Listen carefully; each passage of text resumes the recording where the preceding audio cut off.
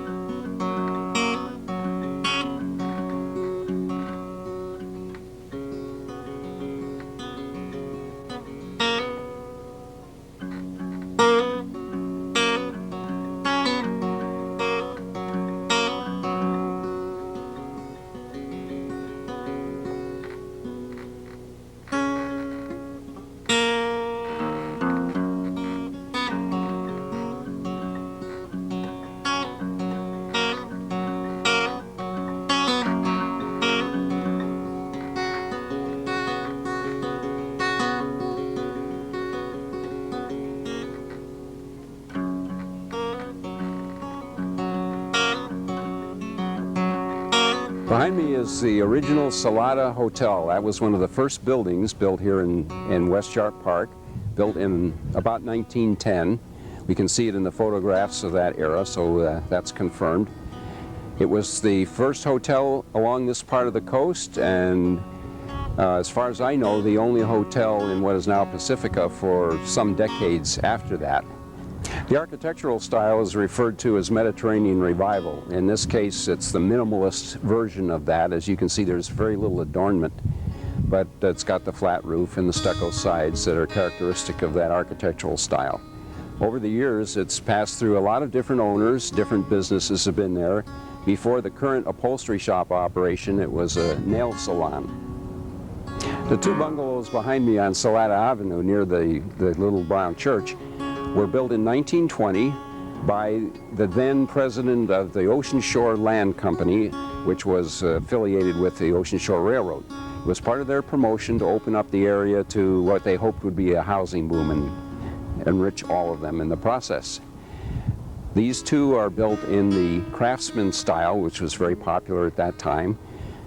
Craftsman-style architecture is characterized by multiple different slopes in the roof lines, plus an occasional carved feature on the exterior to emphasize the fact that Craftsman was involved in the construction. They have been there as single-family residents all the time intervening, and as you can see, one of them is currently being renovated to some degree, but the exterior appearance is just as it was originally.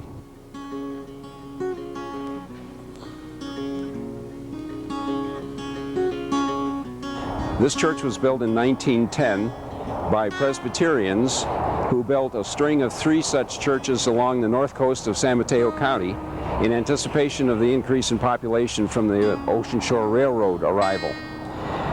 For many years it continued as a Presbyterian church with its famous pastor, the Reverend Herschel Harkins, after whom the Pacifica Pier is now named after. That's the Herschel Harkins Memorial Pier. Amongst many other uses over the years, the Little Brown Church was the Red Cross headquarters during World War II. It also hosted teen dances and movie shows. Entertainment was restrained during the war years, and the Little Brown Church went a great way toward filling that community need at the time. The church changed hands in 1969 when it was sold to the Baptists after the Presbyterians had built up their congregation to the point where they needed a new, larger church. The Baptists held it for a number of years until the group that now owns the Church of the Highlands bought it. They held it for several years and decided that the site that they had picked up on Skyline Boulevard was adequate to their needs. So they sold the facility to the city in 1983, the city's intention being to use it as a police department. After renovating it, they opened it as a police headquarters in 1984, and it served in that capacity until about 4 years ago, when the new police department was finished. Since that time, the Pacifica Historical Society has worked out a lease with the city for 20 years or more, and has undertaken the responsibility for restoring and operating the church as a museum and a public event center. We're standing at 1800 Francisco Boulevard. This was originally the Sharp Park Post Office, the very first one built for Sharp Park, and has been the city planning department and the public Parks, Beach and Recreation department since sometime in the 50s. What is now our City Hall was built in 1914. It was, at that time, the San Pedro School. It was the third in the sequence of San Pedro schools. The first one was up on the ridge at what was then part of Colma, near the intersection of Hickey Boulevard and Skyline Boulevard. Jack London went there for a little over a year during the time that his parents and he lived somewhere in Pacifica, probably in the Pacific Manor area, trying to raise potatoes and horses, an odd combination. That school burned in 1869, and its replacement was built near the intersection of Maury Point Road rather, and Highway 1. It was used until 1914, when a larger school was built for them. There were 2 school rooms, each held about 4 grades at the time, so it was a little more than a one-room schoolhouse. Later on, as the school population expanded, they made use of the rear section of the Little Brown Church for some of their classes. Somewhere along the line, it was acquired by Ray Higgins, and he allowed it to be used by the Masonic Lodge for many years and various other nonprofit organizations here in Pacifica.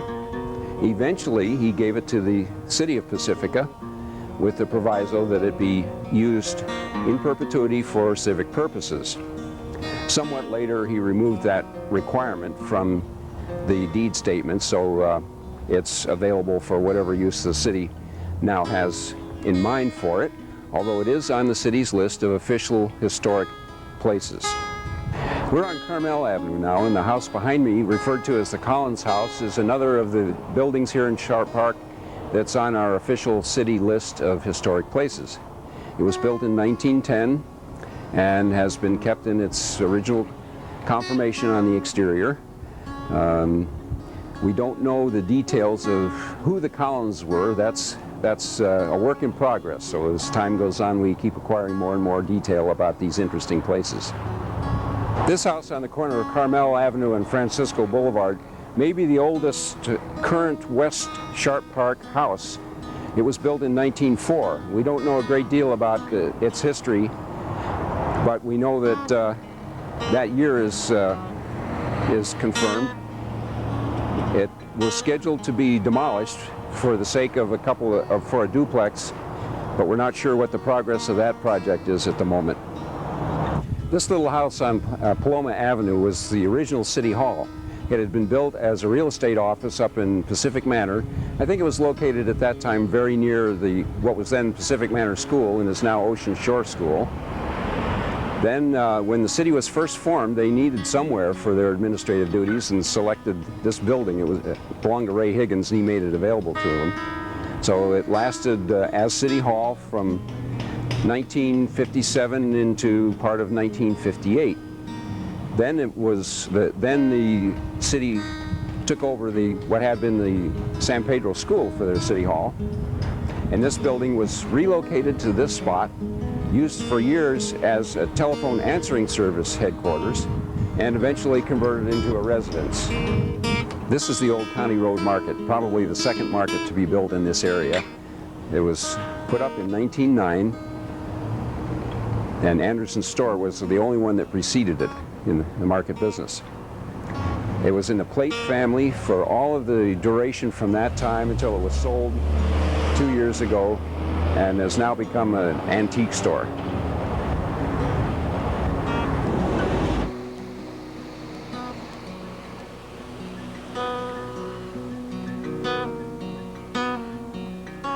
We're standing at the north end of Beach Boulevard, the site of the former Skullcracker Saloon, so famous for continuing to operate no matter how stormy the weather became. It was torn down about 3 years ago after its former owner, Maida Johnston, had left for an assisted living facility, and I guess it was in pretty bad shape. So it withstood storms, but not the ravages of time.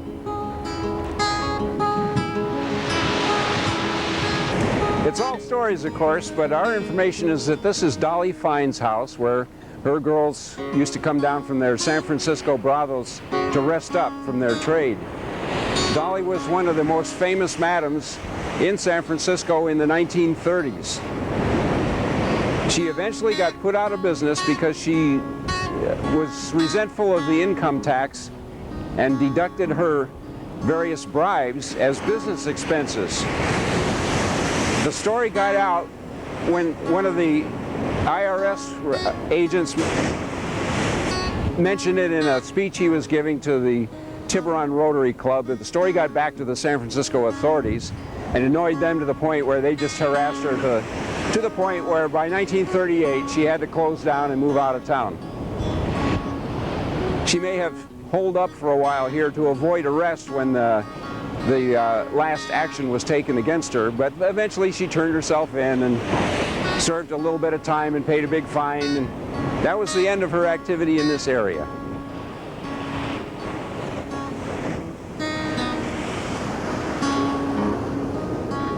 Interesting architectural detail.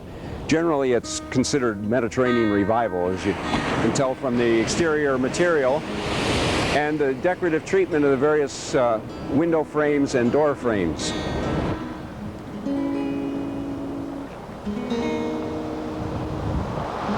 This fourplex behind me has local fame because it was used in the movie The Right Stuff, the 1980s vintage film about the original astronaut activities. It was represented the home that was used temporarily by the wives and astronauts in Cocoa Beach, Florida. To help set the stage, they actually had 1950s vintage automobiles driving back and forth here on Beach Boulevard. They had palm trees set up here between them and the surf line. But a tip-off that it was local Pacifica was in some of the views from the interior looking to the outside. You can see Maury Point in the background.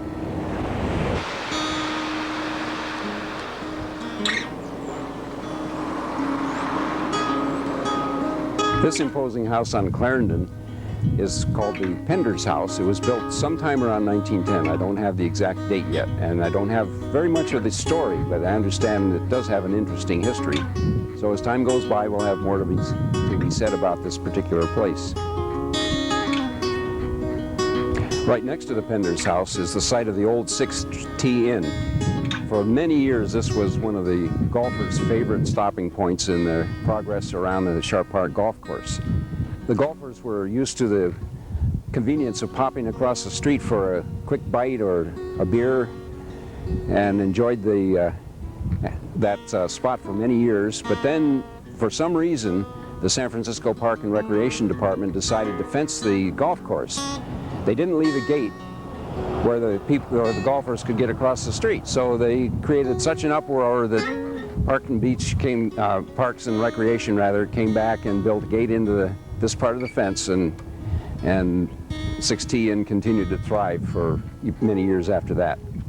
It was eventually made into the fourplex you see by Andrus Odsted, but he was kind enough to give the Mrs. Guffin, who was the owner at the time, widow of Mr. Guffin. I don't know her first name, but she was the owner of the 6T Inn and became the apartment manager for her lifetime due to the generosity of Mr. Odsted.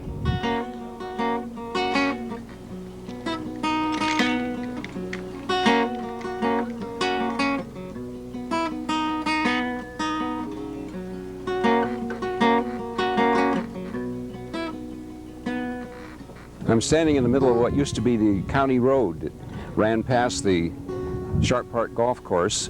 What is now the rear of the clubhouse was originally the front entrance. The golf course was put into service about 1936. The golf course was designed by Alistair MacLean, famed golf architect, and the architecture of the clubhouse was by the office of Willard Pope, which was a famous San Francisco firm at the time. The planting of trees and the various landscaping of the golf course was done by John McLaren, who also did Golden Gate Park and was well renowned at the time for his work in outdoor environments. Inside, over the dining room doors, are a couple of murals done by Noah Murphy, who did that as part of a WPA project in the 1930s.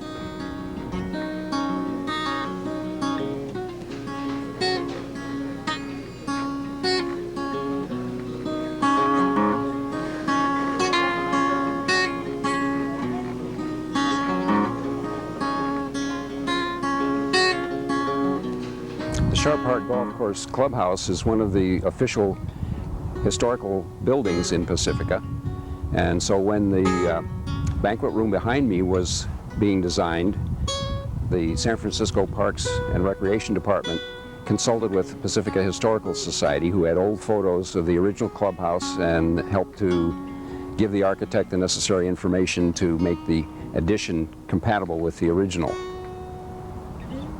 This is the old hunting lodge up on Hilton Heights near the library.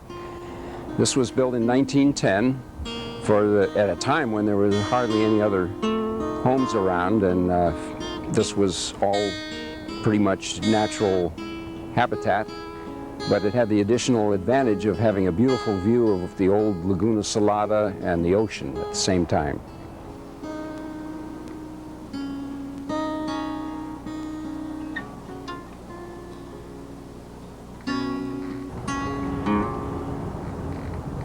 This is one of the finest landmarks in Pacifica, the old McCloskey Castle.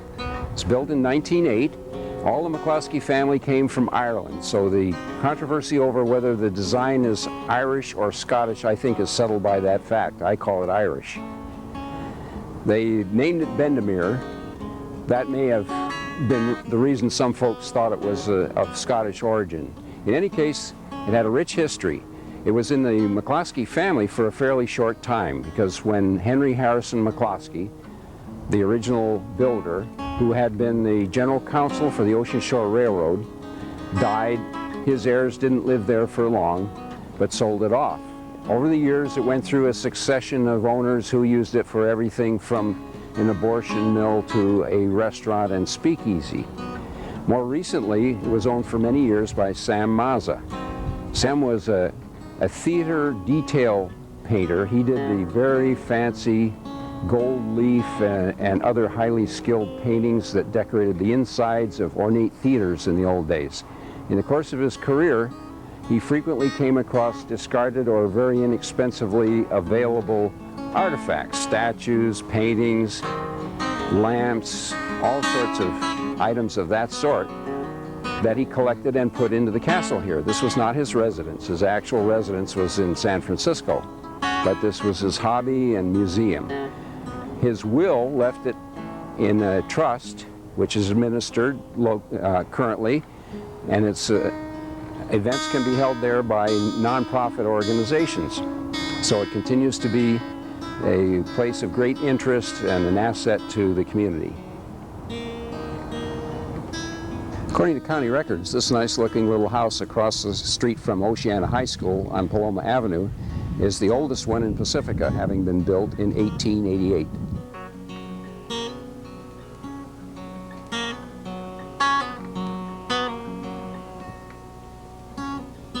Quonset huts were invented as a fast way to enclose space for utilitarian purposes. This particular Quonset hut started out on what is now the defunct rifle range and part of the Sharp Park Golf Course complex. It was originally built in the 1930s and put into service as part of the relief agency activity by the San Francisco city organization. People that were in desperate economic circumstances could get room and board there, 25 cents a day, and health care in return for work. The work they did was predominantly planting all of the trees upslope from the archery range and the rifle range in that part of the Sharp Park property. During World War II, it was put into service as a temporary holding area for aliens, German and Italian aliens, and perhaps some Japanese, until they were transferred to more permanent sites. I think that some of the Italian internees remained there throughout the war, and we've heard stories of them working weekends as gardeners and making acquaintances in the community, and some of them chose to stay on when they were released after the war was over. The Quonset hut was moved here in about 1946, and San Mateo County leased the Quonset hut to the Laguna Solata Union School District in 1950 for use as a classroom. As time went on, they moved the classes elsewhere, and it became a daycare center. And finally, in 1990, title was passed by the county to the city of Pacifica, and they continue to operate it as a daycare center and neighborhood park.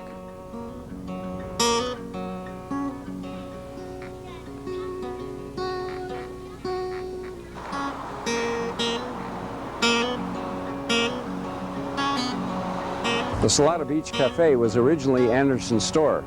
Matt Anderson was an immigrant who worked for the Ocean Shore Railroad and realized what an ideal spot this location was for commercial activity. He built the building with his own hands, and he and Bertha raised their family there. The building was completed in 1906, one of the first structures here in what is now Pacifica. Matt Anderson not only built this building himself, but was also hired to put in all of the interior woodwork in the castle on the hill above. He'd been working for the Ocean Shore Railroad and realized what a fine spot this would be for some kind of a commercial establishment. Not only was it the first grocery store in this immediate vicinity, but later became the first telephone exchange, one of the old plug-in type, and also the first gas dispensary. I wouldn't call it a gas station exactly, because it was just a 55-gallon drum with one of those little hand crank pumps on the top. The Anderson family, Matt, Bertha, and his children, also ran a small local water district consisting of the well which served their facility, the castle on the hill, and the houses in the immediate area. The well used to run dry every day about 3 p.m., so they had to plan their water usage carefully in those days. And the store remained in the Anderson family and their descendants until fairly recently, and then has gone through a number of different hands as restaurants of various specialties. Today the building serves as a popular local cafe and is also host to the hangings of a number of local artists.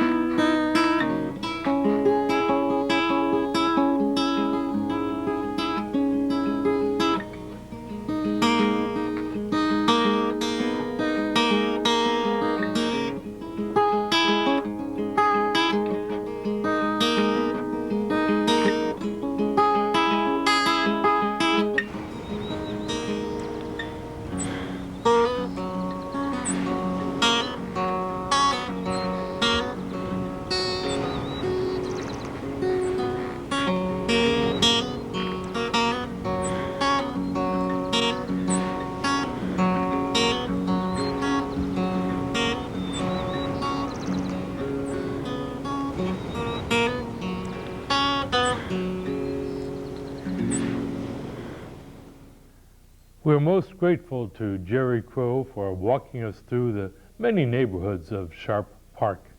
Its rich history, we saw buildings that were created in 1888, 1904, 5, and 6, leads us to the resolution that in 2007, Pacifica will be celebrating its 50th anniversary, and the Historical Society will also be celebrating with the entire city. But certainly if you want to know more about the history of Pacifica, joining the Historical Society will give you that opportunity to work on many projects, many of the restoration of the old railroad car 1409 from the Ocean Shore Railroad, the Little Brown Church, and so many of the buildings that Jerry described and the metamorphosis it has taken over the years. You can always reach the Pacifica Historical Society and volunteer or donate, and particularly donating material that you may have of photographs that occurred in 1900, 1950. Many families have them and find no use for them. The Historical Society would certainly welcome them. You can contact us by Post Office Box 752 or telephone number 650-359-5462. For the Pacific Historical Society and Footprints of Pacifica, let me remind you that lives of great men all remind us we can make our lives sublime, and departing, leave behind us footprints in the sands of time.